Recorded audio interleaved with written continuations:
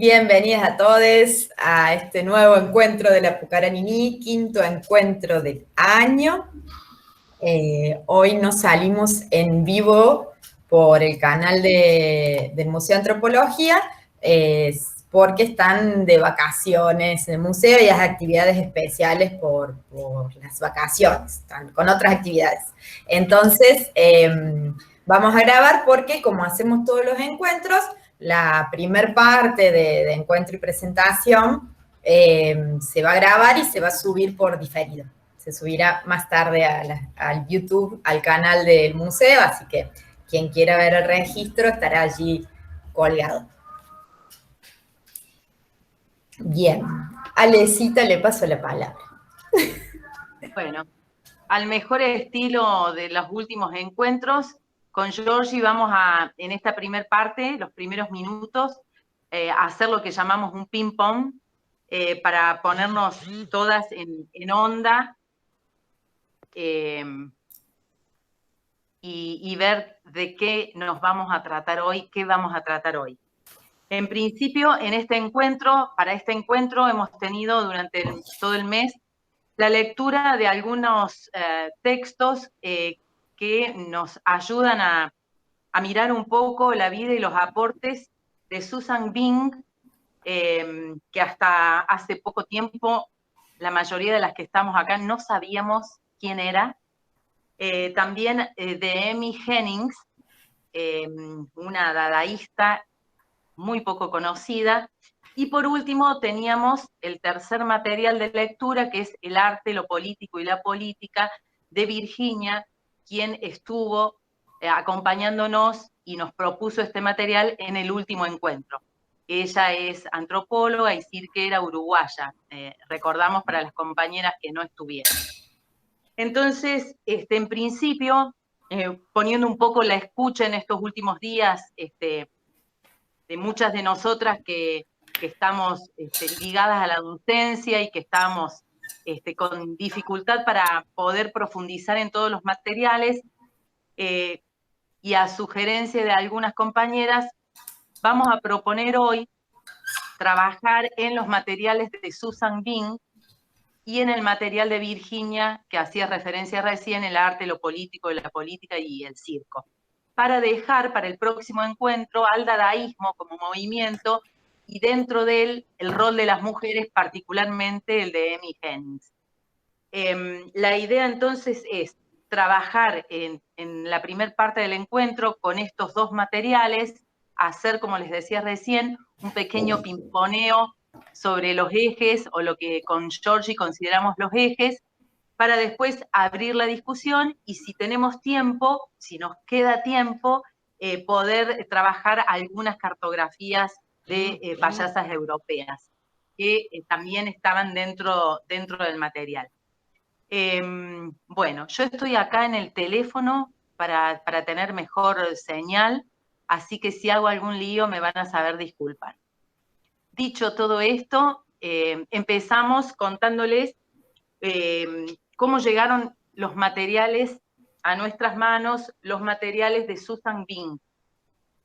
El año pasado, varias de las napias participamos en el Festival de Clown de Santa Fe, y allí, en la charla entre varios maestros de la provincia, fundamentalmente de la ciudad de Santa Fe y algunos de Rosario, nombraron a esta mujer, y bueno, y no sabíamos quién era, la nombraron como una maestra poco conocida, entonces empezamos a hurgar, y fue nuestro asombro de ver que unos días antes, 15 días antes, esta chica jovencita, que es la que va a trabajar estos artículos, que habrán podido o leerlos o verlos en una especie de ponencia breve, en un encuentro de artes escénicas y feminismo que se dio el año pasado en Madrid, en mayo-junio del 2020. Bueno, ella lo primero que dice es que se encuentra con una gran piedra, ¿sí? Ella es Ana Bustamante Rosero, que es está haciendo su parte de su tesis doctoral en Madrid, y ella, analizando e investigando sobre el mimo corporal y la pedagogía del cuerpo, que era el eje de su trabajo doctoral, encuentra, dice ella, tropieza con una piedra muy grande. Y esta piedra se llama Susan Bean. Susan Bean es, según lo que empezamos a leer y según lo que nos propone investigar Ana Bustamante Rosero, una mujer que ha estado por su condición o por sus condiciones absolutamente subsumida dentro de los estudios teatrales, del teatro físico particularmente, el mimo y el mimo corporal y el gesto, y que por lo que empezamos a leer ha sido una de sus fundadoras y baluartes. Para empezar entonces este trabajo, yo me voy a permitir leer un pequeño texto que es de Gilles Deleuze y que dice así: lo esencial son los intercesores. La creación misma son los intercesores. Sin ellos no hay obra. Los intercesores pueden ser personas, para un filósofo, o pueden ser artistas o un científico, o para un científico pueden ser artistas o un filósofo. Pueden ser reales o ficticios, animados o inanimados. No importa, hay que fabricarse intercesores. Es como una serie. Si no podemos formar una serie, aunque sea completamente imaginaria, estamos perdidos, dice Deleuze. Yo necesito a mis intercesores para expresarme. Busco intercesores y así puedo decir lo que tengo que decir. Y ellos no podrían llegar a expresarse sin mí. Siempre se trabaja en grupo, aunque muchas veces sea imperceptible. Traigo esta cita de Deleuze para comenzar este trabajo porque charlábamos con Georgina mientras lo preparábamos, que una de las cosas que más nos conmovió, y creo que esa es la palabra que hoy vamos a poder usar varias veces, lo que más nos conmovió es esta necesidad y esta forma de trabajo que va a plantear Susan Bean. El trabajo en colectividad, el trabajo colectivo, el trabajo para la creación siempre con otros. Y esta tal vez sea una de las formas por las cuales, dentro de otras determinaciones, ha sido negada por la historiografía teatral de este siglo. Bueno, vamos a decir rápidamente, para las compañeras que no han tenido posibilidad de acceder a alguno de los materiales o que no llegaron a leerlos, de que esta mujer era judía de extracción burguesa y que tuvo dentro de su desarrollo vital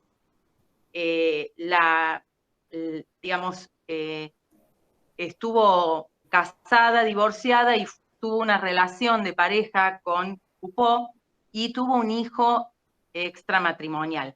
Contamos esto, que puede ser casi anecdótico, pero que son algunas determinaciones que nos van a ayudar a entender, creemos, o por lo menos así se expresan los materiales a los que tenemos acceso, la imposibilidad de su visualización o la posibilidad de su invisibilización. Bueno, lo que nos llamó la atención también profundamente es cuáles son las prácticas encarnadas a las que ella hizo, digamos, de su vida un eje.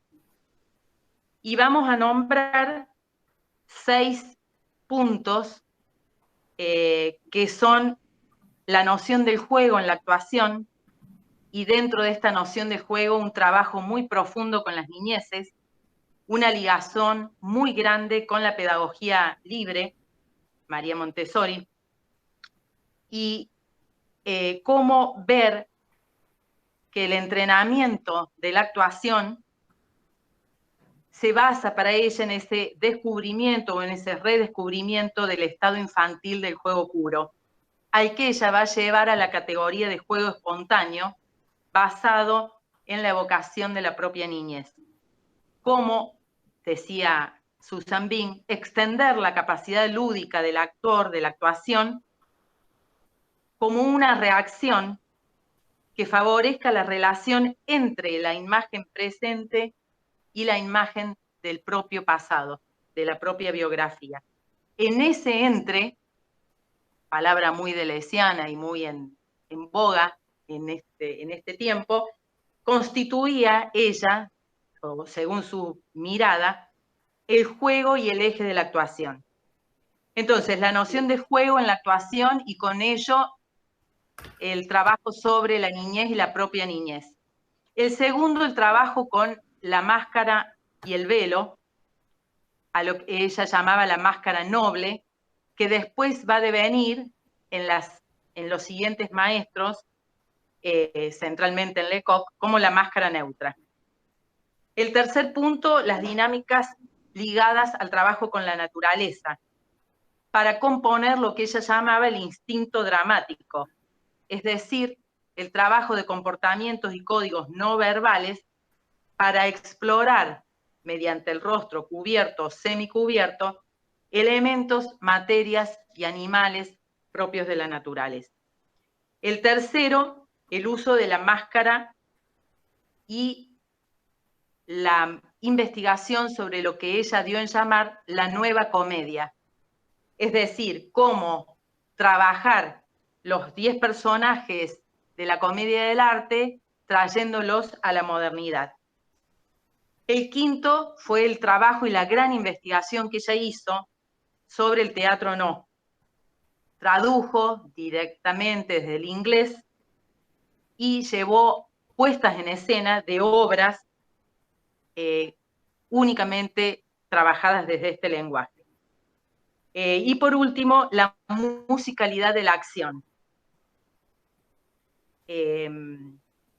Susan Bing tenía una sólida formación musical, pero lo que ella plantea y que después el resto de los maestros va a desarrollar, en este caso Lecoq, de mayor manera, es la musicalidad interna, la musicalidad desde adentro. Bing, a diferencia de su maestro Dalcroze, va a trabajar la musicalidad que después va a ser desarrollada como noción de dínamo-ritmo en Decroux, como basada en el carácter propio de cada actor o de cada performer. En esa musicalidad interna, decía ella que residía la propia organicidad de la acción creíble y que estaba dada por la propia respiración, por el propio trabajo muscular y la propia dinámica. Es decir, que para aquellos que hemos tenido acceso a leer el libro de Lecoq, El cuerpo poético, vamos a ver que estos 6 puntos son la base del desarrollo que hace Lecoq 40 años después. Bueno, paso ahí al ping-pong a la Georgita. Bueno, muchas gracias, Ale. Plagio, dice Vito. Ya, conversaremos sobre eso, sí. Bueno, y el otro texto que, como bien presentó Ale, es un material que nos convidó la antropóloga uruguaya que participó en la apertura de este eje, Virginia Alonso. Ella nos compartió un material en el cual piensa el arte circense partiendo de la categoría de pensar por un lado lo político y la política, ¿no? Pensando en la política como prácticas instituidas de administración de las relaciones de poder, ¿no? Mientras que lo político vendría a ser esta dimensión de pensar las relaciones de poder, las tensiones sociales culturales, más allá de su institución administrativa estatal. En este marco, bueno, siendo este un material que ella lo presenta en unas jornadas sobre educación física y ciencias, plantea una problematización con respecto a el lugar del circo una vez que es incluido en el programa de estudios de educación física en la educación primaria, y bueno, y la tensión, ¿no? Siempre entre el espacio pedagógico como práctica de liberación o de institución de prácticas, justamente. Pero nos interesa poner un poco más el foco en el segundo término, en el cual ella problematiza, recupera una mirada histórica de lo que es el circo, y viene a plantear cómo el circo surge en esta tensión hacia fines del siglo XVIII, en lo que era toda una cultura clásica y la tensión que viene a traer el espíritu romántico, ¿no? Donde empiezan en Europa y bueno, luego en América Latina, donde se ponen en tensión los géneros, donde se valorizan las culturas populares, donde, bueno, se pone muy en boga un espíritu revolucionario. Entonces, esta emergencia del circo, que ya hemos conversado y hemos hablado bastante en el encuentro pasado, lo que nos resultaba significativo es cómo ella recupera este lugar de lo circense y específicamente el lugar del payaso, como esta figura que se corre de las nuevas prácticas, lo que se entiende como lo civilizado dentro de la institución burguesa. Ella cita un trabajo muy interesante de Mario Fernando Bolognesi, donde problematiza esto del circo civilizado, y él plantea que el payaso enfatizó las grandes hordas desheredadas del proceso civilizatorio al explorar la inadaptación dentro de la realidad productivista, ¿no? Ahora ella señala cómo entonces el cuerpo digamos, la potencia política de la figura del payaso y pone énfasis en la figura del Augusto y lo asocia con la figura de lo grotesco y de una mirada ácida o de crítica hacia formas sociales. En este marco, plantea cómo la figura del payaso vendría a ser el incivilizado, el lugar de la antieconomía. Dice, podría decirse incluso que es el punto de desarticulación de lo que la modernidad soldó, la economía política, ¿no? Es ahí donde este maridaje entre economía y política se viene a poner en tensión.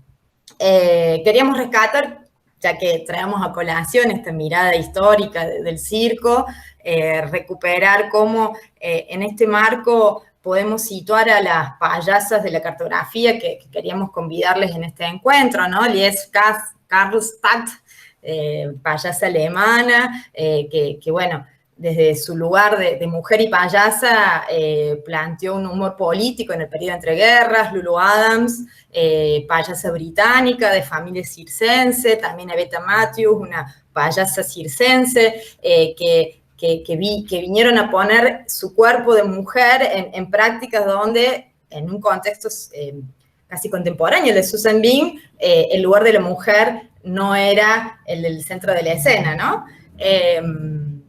Pero bueno, luego Virginia Alonso pone más el foco en problematizar ciertas prácticas del circo contemporáneo, poniendo el ojo sobre todo en cierto circo que lleva a una línea heteronómica hacia lo que es la industria cultural, ¿no? Entonces plantea como dos líneas. Por un lado, la tendencia hacia cierto ascetismo y refinamiento, y que en este marco vendría a perder la potencia política, ¿no? A perder esta dimensión política del payaso que se corre dentro de lo hegemónico y que ella lo lee dentro del marco de un cuerpo grotesco. Entonces, como ella lee una payasería en la cual se tendería a abolir los opuestos antagónicos, donde ella lee una aniquilación de la figura del Augusto, y donde vendría a vencer un clown blanco con una especie de belleza ascética, ¿no? Y cómo esto va de la mano, por otro lado, con un proceso, o sea, esto como una línea hacia ella lo plantea como un refuerzo de la autonomía hacia un lugar casi fetichista, ¿no? Como una cuestión del arte por sí mismo. Y cómo el movimiento heterónomo va hacia responder a la demanda de las producciones culturales de la industria, del mercado, y también cómo es este ascetismo, corrimiento de este lugar marginal, de este lugar contrahegemónico, vendría de la mano con la producción circense que responda a un mayor público, mayor número de ventas y demás. Entonces, la problematización que ella vendría a proponer es el desafío de cómo devolverle la potencia política al circo y no desaparecer ante la fagocitante domesticación de mercado. Nos parecía, bueno, como una problemática interesante para desmenuzar, para ahondar y problematizar por ahí en qué circuitos o en qué aspectos aparecería esto y a lo mejor qué otros circuitos de la escena y qué otros territorios de la payasería uno podría poner sobre el tapete, y asimismo qué aspectos del Augusto tal vez van más allá de pensar su mera potencia política dentro del cuerpo grotesco, que uno a lo mejor lo podría leer más dentro de lo que es el lugar del bufón, ¿no? Bueno, así que por ahí un poco el convite de la conversa de hoy. Dicho esto, Alecita, no sé si algo más para decir. Antes. Bueno, lo que podríamos agregar primero es que hay gente que está queriendo entrar ahí. No sé Bien. si le podrás dar el... Sí, ahí se le di. Sí, ahí estaba viendo. Y bueno, pensar, digo, como también posibilidad de charlar hoy, esto que con Georgina nos ha llamado la atención en relación a la estirpe, ¿no? De hombres que han sido en el teatro europeo y por ende también en el teatro de estos lares, los constituyentes de cierta línea que intenta tener podríamos decir, un intento de universalidad, ¿no? El hombre de teatro europeo, encarnado en Coupeau, pero también en Decroux, pero también en Lecoq, pero también ¿no? Y podríamos seguir hasta nuestros días, Barba, ¿no? Grotowski. Digo, esa línea que es pensada y nos es propuesta precisamente así, ¿no? Como una línea con una marca sacralizante, con una escritura de hombres que hacen el teatro, o que hicieron el teatro, ¿no? Y que son los maestros. Cómo esa línea está mayoritariamente planteada en el discurso académico y que constituye una tecnología de género y también un relato concreto de la historia.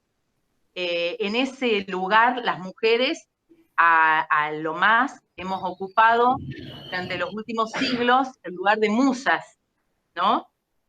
Y no se dejan ver, es decir, han quedado invisibilizadas las prácticas y las teorías escritas y realizadas por las mujeres.